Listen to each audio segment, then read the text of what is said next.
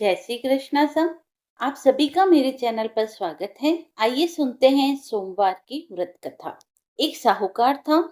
उसके पास धन की कोई कमी नहीं थी। साहूकार के पास सभी सुख और ऐश्वर्य के साधन थे, किंतु उसको एक ही दुख था कि उसकी कोई संतान नहीं थी। दिन रात वह इसी चिंता में लगा रहता और वह पुत्र पाने के लिए हर सोमवार को भगवान चंद्रदेव और शिव जी की पूजा करता। वह व्रत रखता था। साहूकार की भोलेनाथ के प्रति ऐसी भक्ति देखकर एक बार माता पार्वती ने शिव जी से कहा, हे नाथ, ये साहूकार आपका अनन्य भक्त है और सदैव ही आपका व्रत और पूजा भक्ति भाव से किया करता है। आप कृपा करके इसकी मनोकामना को पूर्ण कीजिए। पार्वती जी के ऐसे वचन सुन भोलेनाथ बोले, हे पार्वती, यह संसार एक कर्म क्षेत्र है। यहाँ जो भी जैसा कार्य करता है उसे वैसा ही फल मिलता है। अर्थात जैसा कार्य मनुष्य करता है वैसा ही परिणाम वह भोगता है। किंतु माता पार्वती आग्रह पूर्वक बोली, हे भोलेनाथ, यह आपका अनन्य भक्त है।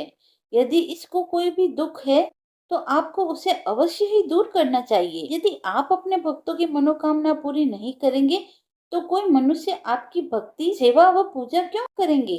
पार्वती जी के इस आग्रह को सुनकर शिव जी ने कहा, हे शिवे, इस साहूकार के कोई पुत्र नहीं है। इसी कारण यह दिन रात चिंतित व दुखी रहता है। इसके भाग्य में संतान न होने के कारण मैं इसे पुत्र का वरदान नहीं दे सकता, परंतु तुम्हारे कहने से मैं इसे पुत्र प्राप्ति के लिए वरदान देता हूँ। किंतु इसका पुत्र केवल 12 वर्ष तक ही जीवित रह सकता है। इसके बाद वह मर जाएगा। इससे अधिक मैं इस साहूकार के लिए कुछ नहीं कर सकता। यह सब बातें साहूकार भी सुन रहा था। उसे यह सारी बातें सुनकर न कोई खुशी हुई न ही कोई दुख। वह पहले की तरह ही शिव जी की पूजा व व्रत करता रहा। कुछ समय पश्चात साहूकार की पत्नी गर्भवती हो गई और 10वें महीने में उसके गर्भ से एक बहुत ही सुंदर पुत्र हुआ। साहूकार के घर में बहुत खुशियां मनाई गई, किंतु साहूकार ने अपने पुत्र की 12 वर्ष ही आयु जान कोई खुशी प्रकट नहीं की और इस संबंध में किसी को कोई भेद नहीं बतलाया।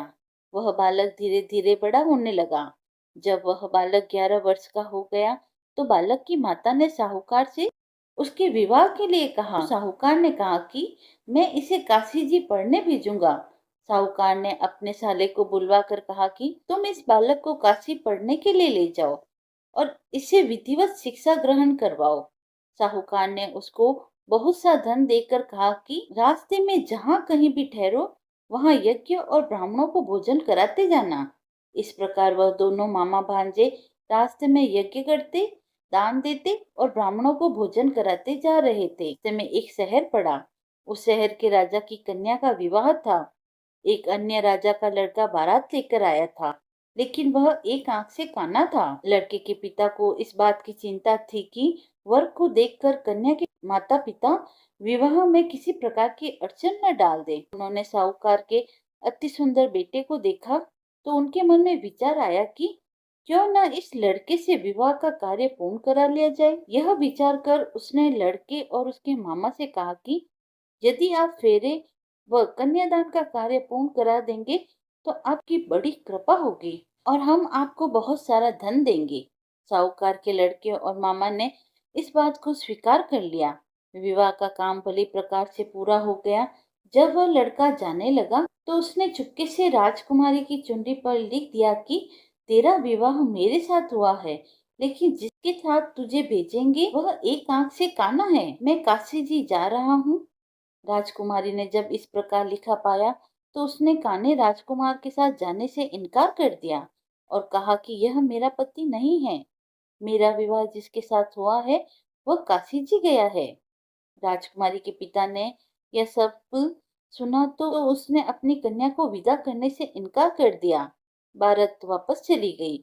उधर साहूकार का लड़का और उसका मामा काशी जी पहुंचे, जहां लड़के ने पढ़ना शुरू किया और अपना अतिरिक्त समय मामा भांजे यज्ञ दान आदि में व्यतीत करने लगे।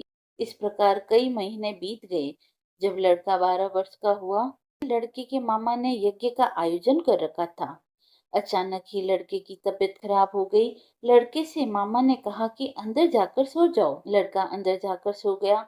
थोड़ी देर पश्चात लड़का मर गया। जब लड़के के मामा ने देखा कि वह मर गया है तो वह बहुत दुखी हुआ। उसने सोचा कि मैं पहले यज्ञ पूरा कर लूं, तब कुछ सोचूंगा। लड़के के मामा ने यज्ञ पूरा किया और फिर रोना प्रारंभ कर दिया। वह बहुत जोर जोर से रोने लगा। संयोगवश शिव जी व पार्वती उधर से जा रहे थे। पार्वती ने भगवान भोलेनाथ जी से कहा, हे नाथ, कोई दुखी व्यक्ति रो रहा है, उसके कष्टों को दूर कर दो। और पार्वती जी वहां पहुंचे तो उन्होंने देखा वहां पर एक लड़का मरा हुआ पड़ा है। तब पार्वती जी ने देखते ही लड़के को पहचान लिया। पार्वती जी ने लड़के के मरने का कारण पूछा तो भोलेनाथ ने बताया, हे गौरी, इस लड़के की आयु इतनी ही थी, यह अपनी आयु पूरी कर चुका। तब पार्वती जी ने विनम्रता से कहा, महाराज, कृपा करके आप इस लड़के को जीवित कर दीजिए, नहीं तो इसके माता पिता इसके वियोग में तड़प तड़प कर अपनी जान दे देंगे। माता पार्वती की बात सुनकर शिव जी ने लड़के को पुनः जीवित कर दिया। शिव जी की कृपा से लड़का जीवित हो गया। शिव शंकर व पार्वती जी शिव धाम को चले गए।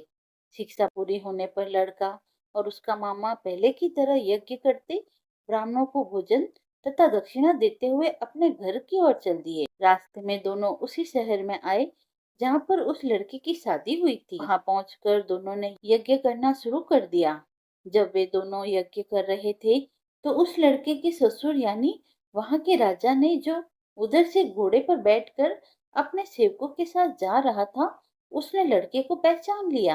राजा ने महल में ले जाकर दोनों की खूब सेवा की।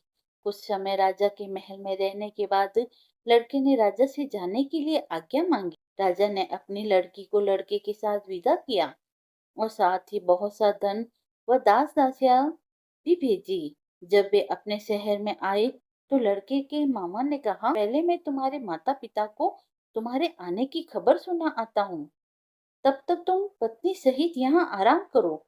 ऐसा कहकर लड़के का मामा साहूकार को अपने पुत्र के आने की खबर देने के लिए चला गया। घर आकर उसने देखा कि उसके बहन और बहनोई छत पर बैठे हैं और उन्होंने यह प्रण कर रखा है कि यदि उनका बेटा जीवित लौट आया तो वह छत से नीचे उतर आएंगे, नहीं तो छत से कूदकर अपने प्राण त्याग देंगे। लड़के के मामा ने जब यह समाचार उन्हें सुनाया कि उनका लड़का जीवित लौट आया है तो उन्हें विश्वास नहीं हुआ। तब लड़के के मामा ने शपथ खाकर कहा कि आपका पुत्र अपनी स्त्री और बहुत से धन और दास दासियों सहित घर आया है।